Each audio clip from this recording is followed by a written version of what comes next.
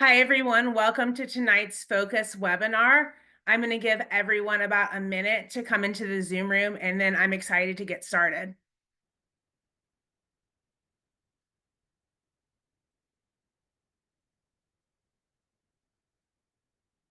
Welcome, everyone. If you're just joining us, my name is Cami Van Sant. I'm Senior Assistant Director at Duke Undergraduate Admissions. I'm really excited to be hosting tonight's webinar for the Focus program. This is always one of my very favorite events of the year because I myself am a Focus alum. So I'm always excited to share this experience with you all. I just want to go ahead and go through an important message for you. Duke encourages persons with disabilities to participate in its programs and activities. If you would like to request accommodation services for an information session, please don't hesitate to contact my colleague Idella Hackett at idella.hackett@duke.edu or at 919-684-0186 to arrange these for a later date. A couple of quick and important points. So we're really excited to take your questions. Please don't hesitate to add your questions to the Q&A function below during the course of this program. All our panelists are willing to answer your questions, which is really exciting. And so please don't hesitate to add your questions there.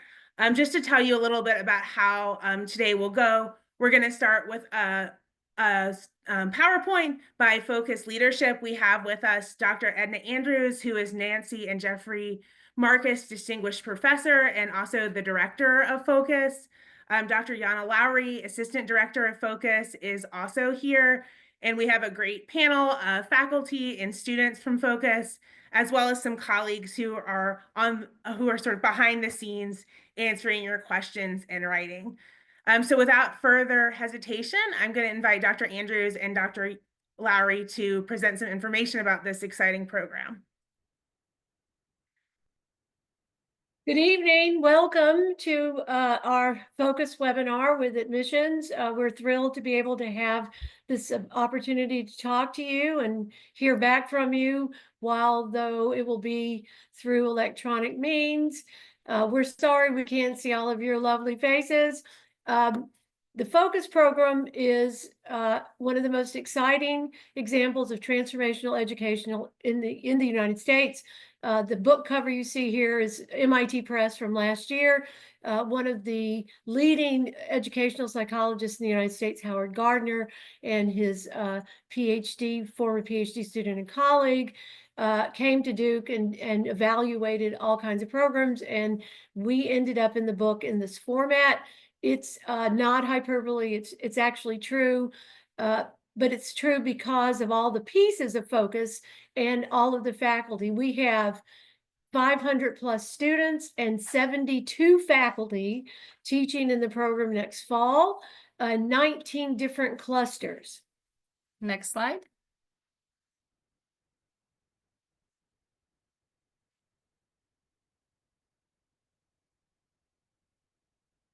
So we're going to repeat certain things over and over again, but you can see Focus over here in this little yellow box gives you some simple facts about the program. It is a living learning community. So all first-year students live on East Campus. Focus students also live on East Campus in all the same dorms that everyone else lives in, but Focus students from a particular cluster, mine is called Cognitive Neuroscience and Law, those 36 students will live in the same dorm as all the other first-year students, but all of the kids from that group will be together, not in the same rooms, but in the same dormitory that holds 300 to 400 people. So you have your smaller community available to you. And we have wonderful workspaces in the dorm and breakout rooms. But you also have access to a much larger cohort in your own dorm and right across the way, all the other dorms. So the community has really wonderfully flexible walls. You will take 2 courses, 2. You will pick 4 clusters that you're interested in. You rank them, you tell us. You also pick 2 of the courses within that you're most interested in. And you can apply as soon as we get off this webinar tonight. Focus rolling admissions have opened. We already have our first applicants and they're already being accepted. You will get an acceptance within 2 weeks of your application. And the earlier you are, probably sooner. And you will already know that you have 2 classes Taken care of at Duke. So you don't have to worry about 2 of the classes are already booked and taken care of. These classes are up to 18 people each. So you're going to get lots of good attention. You get to know your friends in the classroom. And that's another community that you build within your individual classes as well.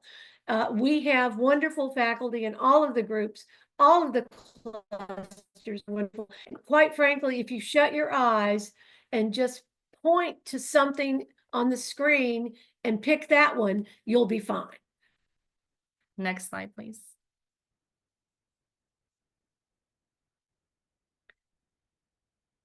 So I think we've sort of we're going to be going back and forth about the quick facts, but we want to show you sort of the fundamentals of the program. So who's in the program and who's teaching in the program. So if we go, so you're going to have this slideshow available to you at your leisure later. Is there anything I missed, Yana? Not so far, but I do want to brag about our students and our faculty. So Okay. maybe we can show the next slides with awards and who are the faculty who, and well, let's start with our students. So this is a glance since 2015 of all of the student scholarship awards that we have seen in our focus students. And you'll notice that 5 Rhodes Scholars came from Focus. The scholarship programs, Marshall, critical languages, there are all kinds of wonderful, and you can peruse these later, but you will see in a moment that upon graduation, students who did Focus, 4 years later, they are getting a larger percentage of postgraduate awards. Next slide, please. Faculty, I'll let you read it yourself. I never liked anyone reading to me. So, but you can see, look at the faculty teaching in the Focus program. We have all kinds of awards, including the top teaching awards at Duke, the Loveland, the Johnson, the Cox, the distinguished professors that are involved in the Focus program. We have, this is an impressive group of people, and all of them are outstanding teachers. We even have a MacArthur Genius Fellow. Next slide. You want to This is our lineup for fall 2025. This is absolutely exciting because we're going to have 19 groups in the fall, and you will see the variety is just amazing. I encourage you to go on our website because not only you will get a description of each group on the website, you will also see a description for every class within the cluster, within the group. And you will be able to see how diverse our offerings are and exactly what we offer. So every single cluster has a description, lists the faculty that will be teaching, and the courses offered as part of that group. Please notice the titles, they're pretty clear. However, you don't see the depth and breadth of the individual courses by just looking at the titles.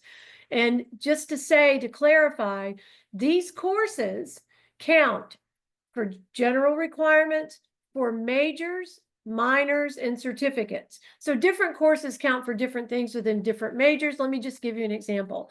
In CogNeuro, the neuroscience courses taught in this group can count as electives for the neuroscience major. So that's just an example of how, and we can explain all of this to you as you have specific questions.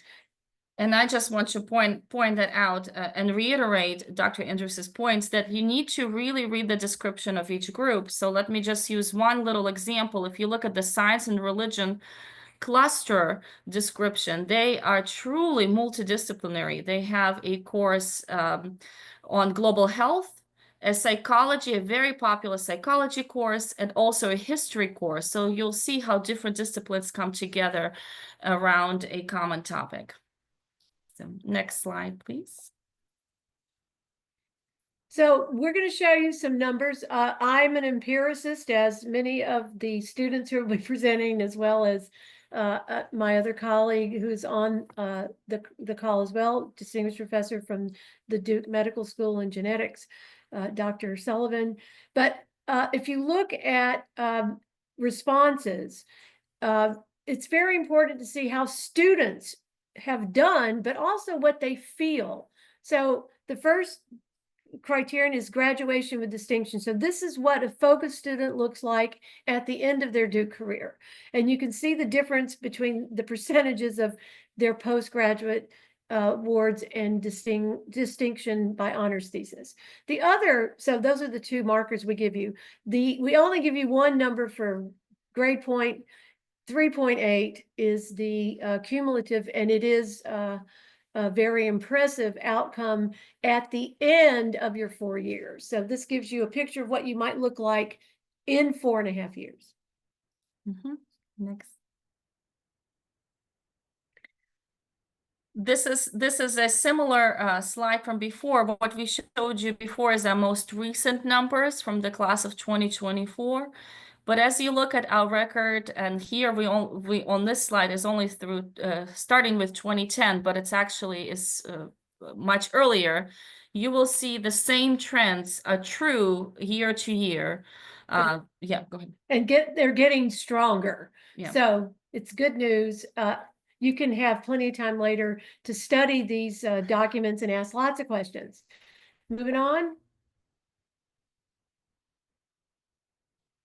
Now, this is actual student responses. This is not outcomes. This is what students have said at the end of 2024. What were their impressions, their feelings? And it's really important to listen to other students, which you will get to do tonight. But you can read they recommend this program. Of all the clusters, 81% across the board said yes. Their living arrangement, 87%, they were very happy. The courses were well integrated, 86%. The IDC, which is that once a week dinner that you get to have with the faculty and the whole cluster and the rest of the students. And then finally, how that dinner experience brings us together, not only socially, but also intellectually. We do have educational enhancement and field trips that you can participate on. Next. We always want to show how we've performed in a very critical and hard year. And this is why we are bringing fall 2020, as we were over 90% in person. Focus was teaching in person. And this is a survey that we had nothing to do with. We had no idea it was happening.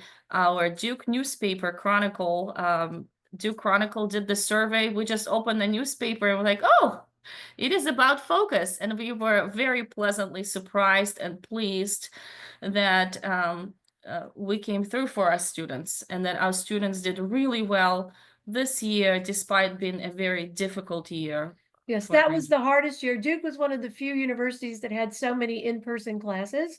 No one got COVID in the classroom, by the way, in case you were wondering.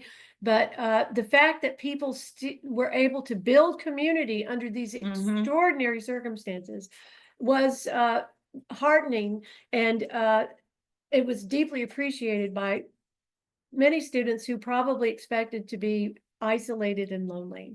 Yeah. Next slide. We have, by the way, we have some frequently asked questions here, and I'll just go very briefly through the application process, because I don't want you to be scared of that process. It is very easy.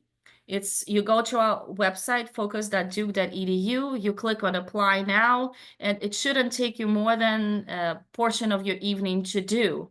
This is an opportunity for us to get to know you. You are not evaluated for college all over again. This is for us to know about your interests. You don't need any other sources. You just sit down and you just do it. It will ask you for some, it will have you some prompt questions for the groups you are interested in.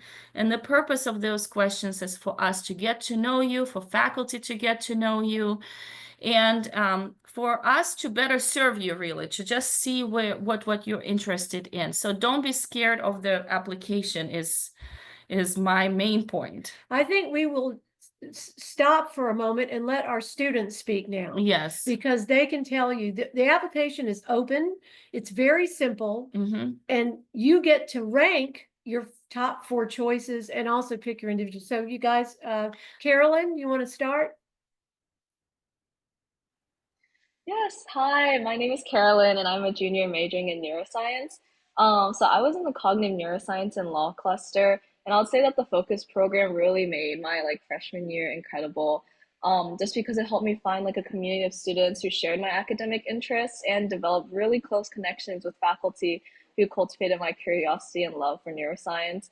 My favorite part definitely was our trip to Miami, Florida, where we were able to swim with dolphins while learning about their cognition and their behaviors. So that's really just an example of the kind of exciting discussions we have on the interdisciplinary applications of neuroscience. And the focus experience doesn't end with your freshman year. What I had taken from that, the experiences and faculty connections, helped me get into research in my late Duke with the language, music, and dementia Bass Connections team. So definitely focus was a highlight of my freshman year, and it continues to shape the rest of my 4-year journey at Duke. Thank you. Amitesh? Amitesh? Everyone. My name is Amitesh. I'm currently a senior here at Duke, majoring in neuroscience. When I think about focus, it really just helped me build that sense of community in my freshman year. Just the idea that you're able to be in the same dorm as your peers in your focus cluster just already creates that sense of camaraderie. I remember during O week, just a week before classes started, we had a lunch that got all the clusters together, and you were able to, right away just get to know your peers and classmates, and professors also showed up to that, so it was just a nice way to connect with them. I think my favorite part of focus is just the ability to get such a well-rounded perspective of a certain, content that you're interested in. For example, I pursued the cognitive neuroscience and law focus, and one of my classes was called Sleep and Society, led by a professor in the medical school named Dr. Andrew Spector. So the entire class was really about everything sleep. So we not only talked about kind of the biological mechanisms of sleep, but we also talked about its broader implications, how it relates to racial disparities, how it relates to public policy, and ways to kind of deal with those issues. So it really just gives you such a well-rounded perspective on issues in the world, as issues aren't really just one type of field. There are many fields. So it kind of prepares that type of thinking, which will really equip you to think better and just really delve into interdisciplinary research in the future at Duke. And it's fully compatible. Amitesh has already been accepted to med school. So there is no tension between any focus cluster, and the pre-health or pre-med track. Yes, yes. And let me reiterate that message. Regardless of the cluster you choose, you will be on track for any of your Duke goals and beyond. And not only that, but we will help you to get to these goals in more efficient, supported way. One of the questions we often ask is, can Pratt students be in focus? And the answer is absolutely yes. And we have one of the Pratt students, Erin, also on the panel. So hello everyone, my name's Erin. I'm a sophomore majoring in BME and neuroscience. I was also part of the cognitive neuroscience and law focus cluster. The reason why I initially joined this focus cluster is because I always had an interest in language and music and just neuroscience in general, but I wasn't really sure if I wanted to study that in my college career. But I decided that since it was my freshman year, I wanted to kind of explore what I could learn at Duke, and I ended up taking this focus cluster, and I actually tacked on neuroscience as a double major. I think focus is definitely doable with Pratt. It can actually count for some of your humanities electives credits, as well as double count towards like double majors. At least that's how it was with me. And I've had other friends in other focus clusters. I think one of them was in like the virtual game design one. So you don't have to be just limited to the cognitive neuroscience and law one. You can choose whatever you'd like and it'll work out with your schedule.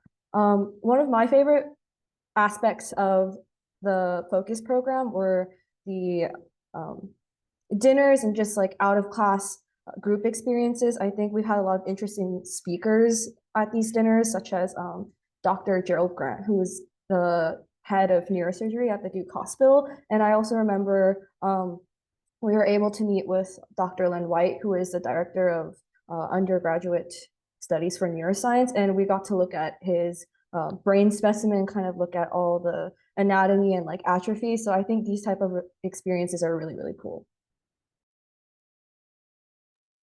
And let me add that we have a cluster from Pratt called Global Energy, led by Professor Nico Holtz. And we have lots of points of support in Pratt. So for those of you who have any questions, we have focus mentors, we have people like Aaron, and we also have faculty in focus from Pratt, and we have deans in Pratt that can also answer your questions.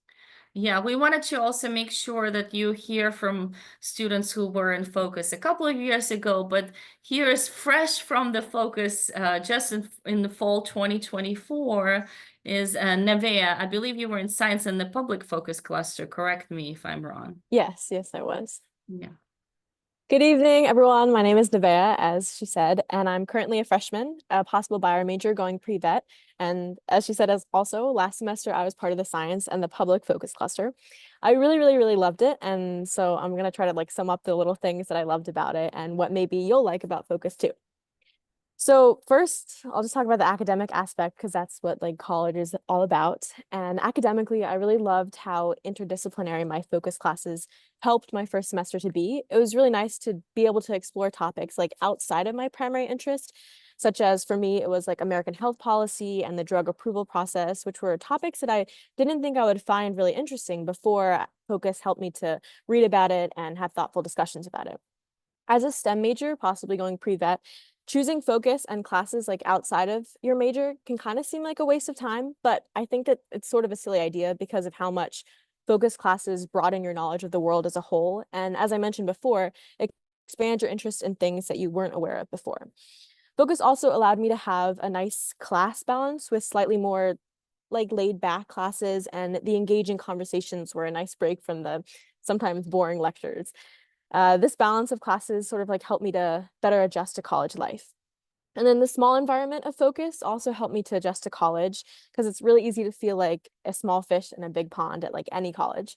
I wasn't afraid to talk to my focus professors, which in my experience is a daunting task to like talk to lecture professors. It was really nice to just be able to get to know my professors through the small classes and the weekly focus dinners. And then also socially, focus was like a really pivotal part of my life socially. My closest friends, like even now in my second semester, are from focus. And I think that like being with your focus classmates in 3/5 of your classes, having the chance to live together, it really promotes strong friendships. My focus cluster also gave us the chance to go to Atlanta, which was really fun and really cool. And there were a few other local field trips that we were able to do, which definitely helped grow our friendships. I just think with like the small class sizes, the focus dinners and the field trips, the focus really like nurtures genuine connections and relationships between like other students and the professors. It's basically like a program that gives you friends and then says you can go to most of your classes with these friends and then you also get to live with them. Overall, I really would recommend the focus program. It was like the defining positive aspect of my first semester, and I really couldn't be more grateful for the friends that the program gave me and the knowledge that I learned. Thank you. We also are very lucky to have a focus faculty member who's taught in focus for many years, and she was one of the heads of research in the Duke Medical School. Distinguished Professor, James B. Duke Distinguished Professor Beth Sullivan. So Dr. Sullivan, would you share some comments from the other side? Absolutely. Good. Hello, everyone. Thank you so much for joining us. This is such a great program. I'm so happy to be part of it. As Edna alluded to, I have taught in Focus for 7 years. I took a break when I became one of the deans in the School of Medicine, and now I'm back for fall 25, so I'm super excited. In my day job, I run a research lab in the School of Medicine. I also oversee graduate PhD training in the School of Medicine, but now because I love teaching the Focus students so much, I'm coming back. Let me just tell you from my perspective as a faculty member how I look at Focus. Focus is this amazing opportunity for students to get to know each other in a very special living and learning environment. As a professor, the way I approach teaching undergraduates, because I've seen some of the questions in the Q&A, do I need to have prerequisites? How much do I need to know to be in a cluster? The course I teach is part of the exploration of genetics and genomics. I teach a course on genetics and epigenetics. I do not have prerequisites. I actually start out my cluster where I teach everyone for the first couple of days so that everyone has the same foundation of knowledge. So it doesn't matter where you're coming from, I will get everyone to the same spot after the first week of class, and then we will continue to learn and build together. My goal for students is not to become me. You do not have to become a geneticist. You don't even have to like genetics. But what I do want students to do is become critical thinkers, to learn to love questions about science. And on the first day, I tell the students, each one of you will take something different away from my class. Doesn't matter what that is, but I want you to walk away from my class learning at least one new concept that will stay with you throughout your life, basically. And that's why I participate in Focus. Not because I want you all to get straight A's, which I'm sure you will once you come here. I don't worry about the grades. I worry about, are you learning? Do you understand what we discuss? And how do you engage with each other? Are you helping each other learn? Are you helping me learn about you? And that, I think, is the spirit of Focus. This is definitely, the spirit that Edna and Yana have for all of the clusters in Focus, where we're here to learn together, we're here to interact together. We're learning, different disciplines, but at the same time, we're learning how to engage with each other in very productive and I think just encouraging ways. So I'm delighted to be part of the cluster, happy to answer more questions, and I'll turn it back over to Edna. Let me reiterate that you do not need any prerequisites. I teach in the Thinking Through Music and the Arts Focus Cluster, and guess what? You do not need to know how to read music to be in any of the courses. So we have no prerequisites for any of our courses. Absolutely correct. So let me say it again, no prereqs. You don't have to have AP to get into Focus. Yes. So we take you as you are. Mm-hmm. Now, if there are Pratt students listening, the Pratt School expects a couple of APs in math. Either in math or chemistry, but So we will work with you individually on those. Pratt. Yes. No one has, and we do not have prereqs. So everybody make a note, Focus, and nothing in the first year at the first year level. And also these classes are only for first year students. There are no prereqs that would keep you out. Yeah, first semester students only. Every year we have students begging us to get into a Focus course, and they cannot because they're second year or third year or graduating. So no, just you and us. Maybe we could go back to our PowerPoint. Thank you, Beth. Thank you. Where we ended, Kami? Yep, she's gonna bring this back.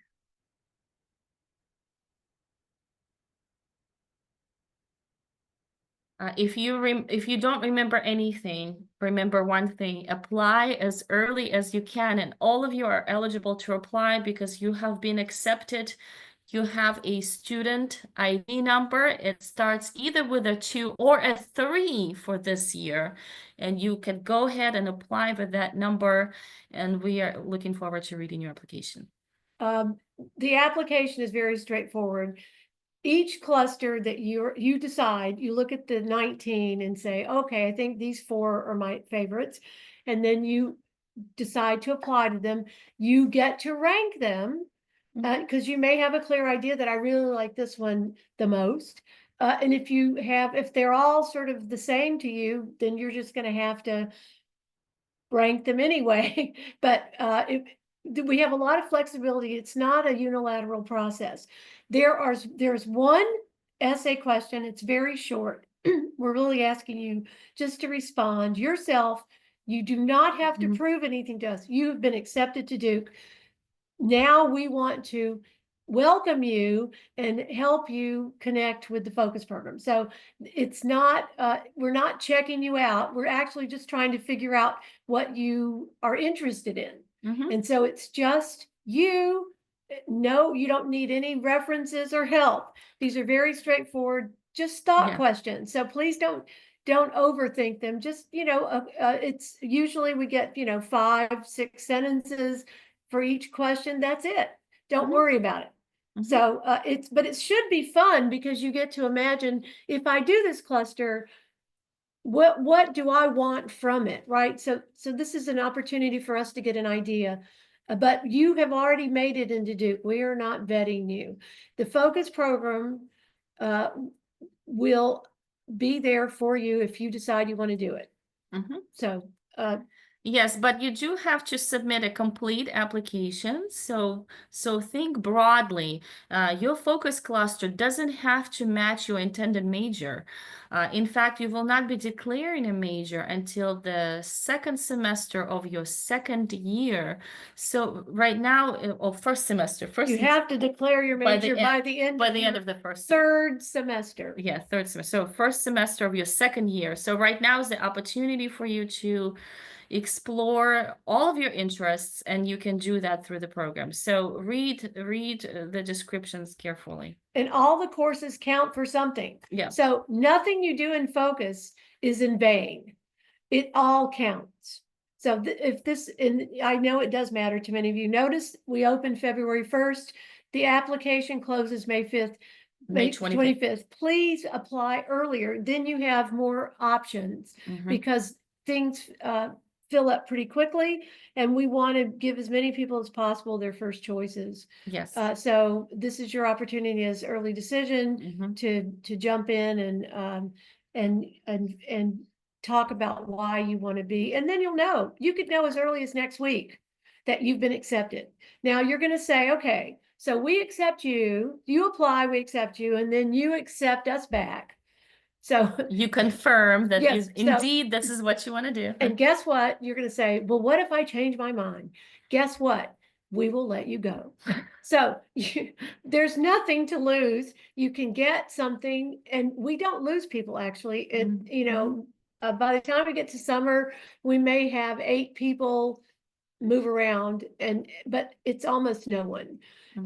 This is a wonderful experience, and we'll put you in touch with former focus students. We call them focus mentors. Yes. That they will that you can reach out to on your own and have contact, and they can answer your questions about particular clusters that you may be really interested in. Yeah, so our mentoring program is wonderful.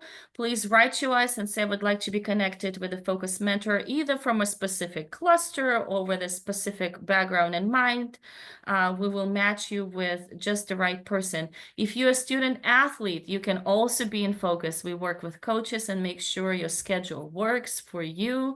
If you're an ROTC, you can also be a focus student. We will again work with your schedule to make sure you can meet all your requirements as well. So we will work with you. If you're an orchestra, you can also do focus. I'm trying to think of all the possibilities. Remember, focus courses, it's only 2, and it's only fall. Yeah. Only 2, only fall. And we will register you for those 2 courses, so you wouldn't even have to do that. you will open your schedule and our courses will be already there, and you'll know what cluster you're in already before. So Next. So we're not going to read any of this to you now, but we have lots of other quotes from people who've done focus. Moving on, Kami. and this is also on our website It's as all, well. yes, all of Yeah. this. So this is a summary of what you've just heard. It's this is an official, Recapitulate. this is an official Duke Chapel Duke heart. We did not make it up. It is a Duke symbol. So you see here, we're not going to read it to you, but you can see all the main points we just went through.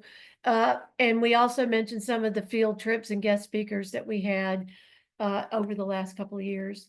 So in closing our part, we're just going to answer your questions. The last slide, the last two slides, is please know that Duke University, and I was on that committee, we have a new curriculum starting, and focus is an important part of the new curriculum.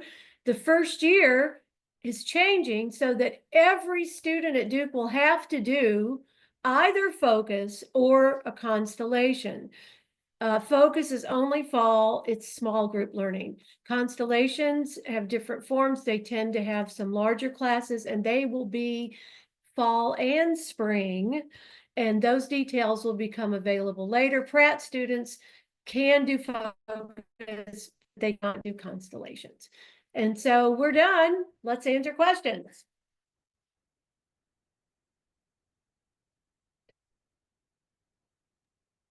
I actually saw a question I wanted, Edna, I think that you can answer this as well. One of the questions was, do you keep your friendships the whole way through focus? And I wanted to point out, at least in my cluster, which is the genetics and genomics cluster, a couple special things. I've had students who ended up getting married.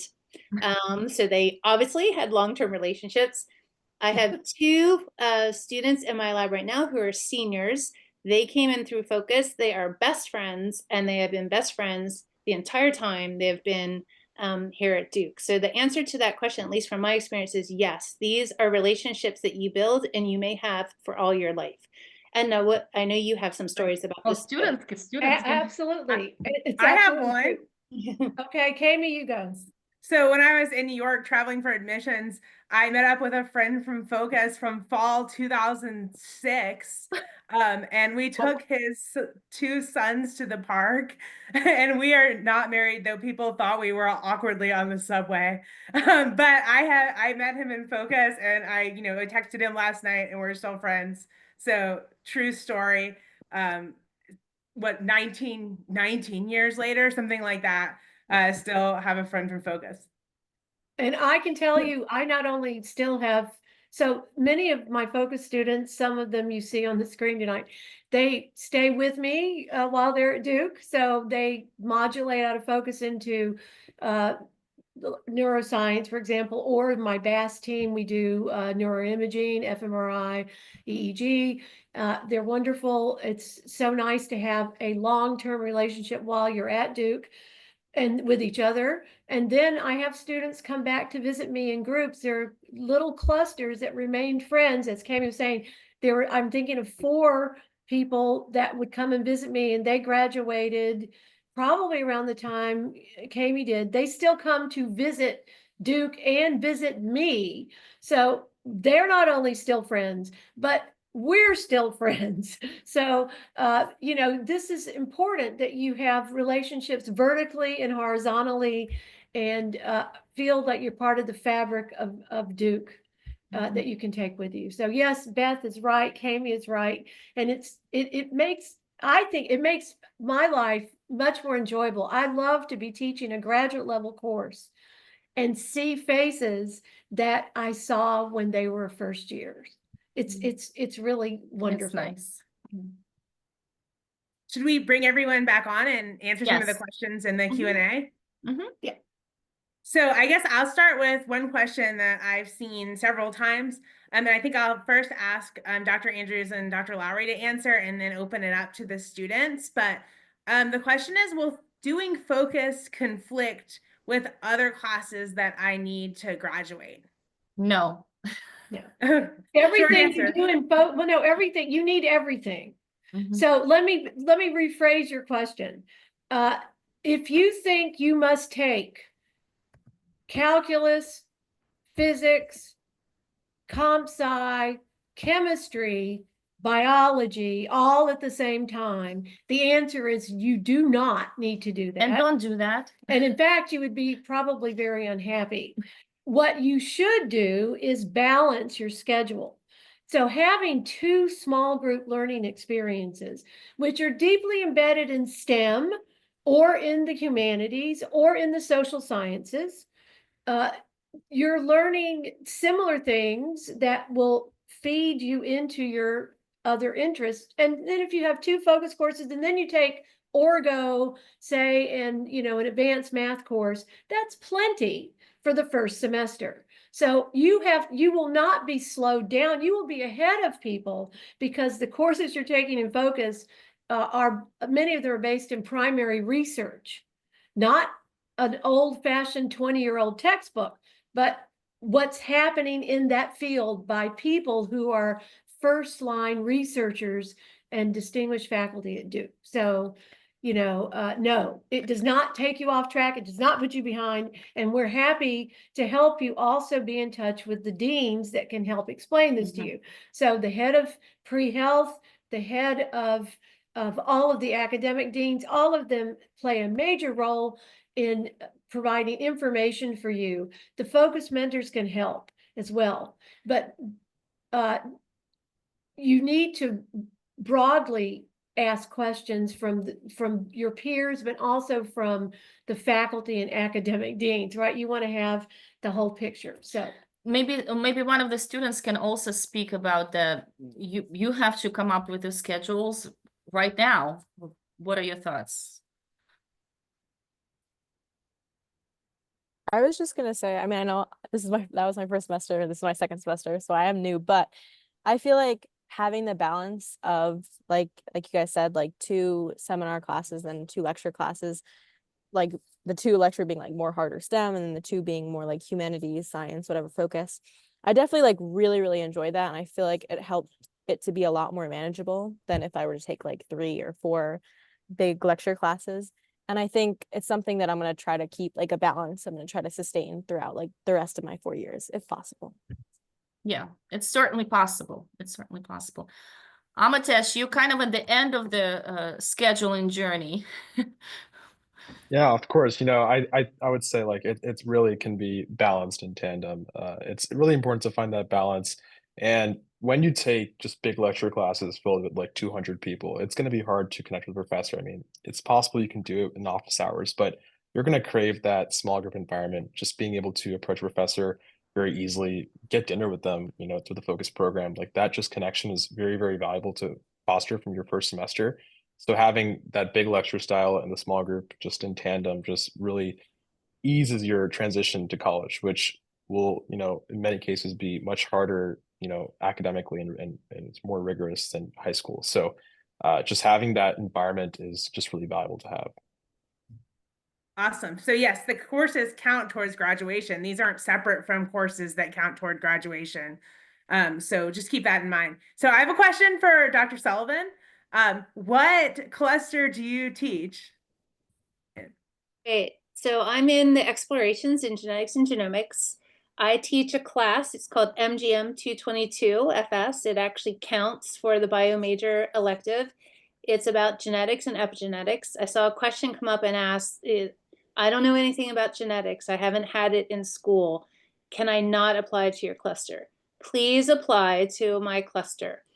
You do not have to have prerequisites. If you know nothing about genetics, that's okay. I'll teach you in the first week. I'll teach you what you need to know, and we will then all learn together. We'll all build the same foundation in that first week, and then we will build off that foundation as we go forward. I like to teach in a lot of different ways where we do a little bit of active learning. I like to do some learning. I assess different ways. I saw a question come up about assessments. Sometimes I give quizzes. I give quizzes for completion. I don't, and a lot of that is for me to understand, what do you know? What did you learn from my class? What didn't I teach really well that I need to reteach you? And I also teach in different ways. Sometimes we do interactive activities, kind of like games. We play like a genetics Jeopardy sometimes. And there are lots of different ways that I teach so that learners, people learn different ways. And I make sure that, this material, it is genetics, but, I make sure that it is taught at a level that everyone can learn and keep up. That's the goal of Focus. The Focus is not for anyone to be left behind. It's not for anyone to feel like they don't belong. Everyone belongs in my cluster. Our faculty, thank you, Dr. Sullivan. Our faculty are in Focus because they want to be in Focus. No one, there is no a requirement for faculty to teach in the Focus program. And this is such a unique opportunity for us to really engage with you. And so we do not expect any prior knowledge of a particular discipline, so no prerequisites. You will be taken care of. I wouldn't worry about your grade. I know we get that a lot. That question is, do I need to, are the courses harder, or will I be evaluated somehow in a different way? No, we're part of the Duke curriculum, and you will not be left behind. Focus courses count for general requirements for majors, minors, and certificates. They sometimes count in ways that generic courses you will have access to in the first and second year don't count. So it's all putting you ahead, not behind. Yeah. So I have a question about the Focus application process. So this person asks, is it mainly first come, first serve for Focus? So what is the advantage of applying early for early decision and QuestBridge match students out there? Well, we actually do place people immediately, right? We have a promise that we will offer you a position within 2 weeks. And if the earlier we have a little more bandwidth, we can maybe offer it sooner. But we try to offer people their first choices as much as possible, but you will understand that it's an empirical question. So the longer the process goes on, the more people that have been accepted, and so it will, in some ways, tighten the flexibilities of your choices. So yes, get in early and just not worry about it anymore. And it's also better for us because we spread you out over the period, so we don't have a million people applying. I will tell you that traditionally, I think people are procrastinators. This is not the year to procrastinate. No. Because there are lots of things happening. If you wait too long, the regular decisions get their messages as early as March. So we try to keep spots open, 50% of the spots open until the beginning of May. And it's important that, we can give everybody an equal shot at as many things as possible. Let me just say, some people, the later you apply, the more likely is you will not get your first choice. But it doesn't matter. Mm-hmm. I mean, seriously, it doesn't matter what focus group you apply to. They are all wonderful in very special ways. I'll give you a quick, one of our former students, he was a physics major. He did physics. That was his passion. He graduated summa cum laude in physics. He is a physicist, but he took the focus cluster that was then called Medieval Renaissance Studies. And now it's called, Kami, do you know the exact title now? I believe it's science, invention, and imagination in the Renaissance. Exactly. Yes. We wanted to cover a lot of things, so we couldn't Kami, decide on the title, but. Right, and Kami, who is a PhD as well, she will be teaching in that cluster. So that cluster, he said, after 4 years at Duke, he told me, the best thing I ever did was the medieval Renaissance cluster, although he did not change his mind about being a physicist. But he said it was still the highlight of his entire undergraduate experience. So it's not everything fits into that linear trajectory, but it enhances who you are, even if you don't change your mind about who you're going to become. I just spoke with a student this past Friday who ended up in her fourth choice because she applied at the wee hour, the very last day, very last minute. And she said, "Thank you for convincing me that was still a good choice for me," because she absolutely enjoyed her cluster. It had enhanced her first year experience, and she's now one of the focus mentors. Oh, And I'd say also, I did visions of, first of all, consider the Renaissance focus. But there are 19 amazing choices, and four of them are represented here tonight. But I would also say that, I did Visions of Freedom, which was brought back this year after a hiatus. And I think two people in my cluster went to med school. And so it sounds very like poli-sci, public policy, but they ended up going on to med school. So, focus can be an amazing experience. It doesn't have to define your academic trajectory afterwards for it to be a valuable and great experience. So diverse people within all the different focus groups. Yeah, and I'll echo that because even though my cluster seems very STEM, and you would think most of the students that take, in the genetics genomics go pre-med, students that have taken my cluster have gone to medical school, have gone to graduate school. Some have been economics majors, some have been business majors, some have been public policy. So again, think about these clusters from the standpoint of what do I want to learn? What sort of experience do I want to have? Because now is the time. You're coming to college. The world is open to you. So think about what you want to learn. I was a biology, chemistry major and a classics minor. I love that because you really need to think about this opportunity, and Duke has a wealth of resources. So Focus is a great place to explore, and you can become very, very well-rounded, I would say. All right, here's an administrative question that I think I can answer, but it's an important one. And then I want to ask the students some questions. So anonymous attendee, who is always someone who asks a lot of questions on these webinars, says that my Duke portal says that my student ID starts with a 3, even though the Focus website says student IDs are supposed to start with a 2. Just wondering if class of 2029 student IDs are different and the website is just from last year. We have crossed into the 3s. Yes, So yes, we just crossed into the 3s, and so we will update the website tomorrow. Yes. We will tonight. Tonight. We will update it's 2 and 3. 2 and 3. Yeah, because this just happened, so we haven't that moment escaped us, but this is a recent thing. Yeah. Yes. So I guess I wanted to ask a question for the students, and anonymous attendee, perhaps the same one, perhaps a different one, wants to know how will the Focus program specifically and beneficially affect a Duke student? So that's a pretty broad question, but I just wanted to ask several of you to share maybe one way that Focus has positively affected your time at Duke. And whoever would like to jump in first, go for it.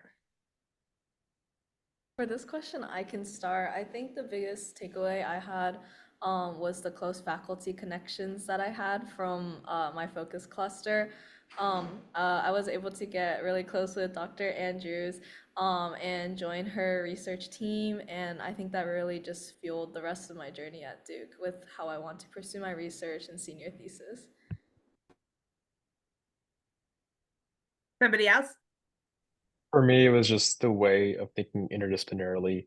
I'm, in addition to being a neuroscience major, I'm a music minor. So that's just kind of my humanities outlet. And Focus really taught me how to be able to combine different disciplines that, on the surface don't really seem like they connect that well, but actually have a lot of deep connections. So throughout my, time at Duke, I've been able to find unique ways of connecting music and medicine and neuroscience together. And that one of those ways is through joining Dr. Andrews' Bass Connections team, Language, Music, and Dementia, which has been one of the greatest research experiences that I've had. So another anonymous attendee asked a question just about how many people typically do Focus. So what percentage of the first year class is typically involved in Focus? So I'll say that we usually come in between 400 and 500. This year, we will be exactly at least at 500, and I don't think we can go past 540. All first year students starting next year will have to do either Focus or a constellation. So it will then become, we do not want to, we are not built with small group learning to service more than the 540. And then the remaining students will have to do a constellation. So I just So- offer a clarification. So only Constellation is only for Trinity students, right? That's So right. grad students And- don't do and Constellation. Focus Yes. is open to Trinity and Pratt. Yes. Right. So what that's we're doing. one key difference between Focus and Constellations. Focus, Pratt students are able to be involved and Trinity students, whereas Constellations is specific to Trinity. Some of you are asking those kinds of questions. Yeah, and fall and Focus is fall only, but we do have all kinds of opportunities to do interesting trips, lectures. We won't abandon you, but you don't have, there are no more Focus courses, just first semester. Exactly. So if you're in Focus, you'll take Focus courses in first semester. If you're in Constellations, your Constellation courses will be spread over the course of the whole year. It's also the case that Focus has this amazing residential component that we talked a lot about, whereas Constellations does not have a residential component. And Constellations are 3 courses. Yes. So you'll learn all of this. Don't worry. Later. Don't worry about that. Focus on the focus piece. So here's a question from Tony. So what percentage of Duke students get accepted into Focus? So if you apply to Focus, are you going to be assigned a cluster, or is there a chance you can be denied? So you apply to 4 clusters, you will get accepted by, we take them in order. We try to get you in your highest choice. We always make you an offer. I always answer this question, and it is true. If you want to be in Focus, you will be in Focus. Yes, if you wait until the very, very last minute, you might not end up in your first choice. However, we will work with you and work with your interests to make sure to give you the best match. So I also ask this question because it's been coming up in sort of different words. So do you recommend that students apply to Focus clusters that align with their current interests, or do you encourage them to sort of branch out or do something different from what they think their major might be right now? I think both of those are true. It depends on who you are. So for some people, you may want to apply to a focus group that fits into where you see yourself going, because you're starting that journey. And we're doing primary research, and I'm pretty sure if you want to take my class, you don't know a whole lot about neuroimaging, but you certainly will know a lot about it before you leave. On the other hand, you might say, hey, this is my chance to do something completely different. And while I have no interest in AI and large language models, I think I want to take that cluster, right? So it's up to you, and all of those work. They're all good. And because the courses are embedded in the curriculum and they will count, you are not doing anything on top of what you ultimately want to do. Plus, I bet every student I meet now is double majoring or has a minor or two or has working on a certificate.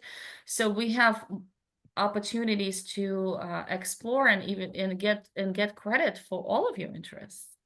I would also say your focus cluster might change your interests or what you believe your interests are. Like I was in Visions of Freedom and I took one course in political science, which is what I thought I wanted to major in. And then I took one course in English within the cluster. And I found that I really liked the English course, took another course with that professor. That professor was my academic advisor. So the interdisciplinary nature of focus, the fact that you're looking at your topic from different perspectives, faculty who are trained in different ways may help you sort of narrow in on interests or identify interests that you didn't quite know you have. So I would put that out there too. I thought I was like, oh, I'm doing the focus that's with my major, and then I ended up doing a completely different major and getting a PhD in that area. So keep an open mind about all of this. Lindsay, we're closing in on 8 o'clock, and we have a lot of amazing questions. And if you have any, if you want to follow up on these questions, I guess I would certainly encourage you to go to the Focus website, which is focus.duke.edu. that's in the chat. I know all of us Email us, call us. We love talking to you in person. We love talking to you. So call us and email us, and we will connect you with former students if you'd like that opportunity. We'll answer any of your questions. So I guess one other important question is, so you're gonna write a mini essay, and we mean mini essay, not, you know, a creative writing competition. Yes. It's very, very short. So imagine you wrote 5 or 6 sentences that can cover what you want to say, because these are not tests. These are ex-prompt. What do you think about this question? They're very straightforward, and we're not testing you. We're just trying to get to know you. So how do you decide on which courses you take within that cluster? So how do you know that? You don't, well, so you haven't come yet. So you look at this menu of courses and go, oh my God, do I want the beef stroganoff or do I want the salmon? You don't know, right? But so you can go ahead and pick. We will not force you. You could, at some point, you may say through the process, you know what, I think I'd rather have these other courses. We will work with you. This is a fluid, dynamic process with emergent outcomes. So just because you know you want this cluster and you're really not sure about which of the 4 courses you like the most, just pick the 2 that you think you like the most, and you can change your mind. So don't worry about that. The main thing is, can you pick your top 4 clusters?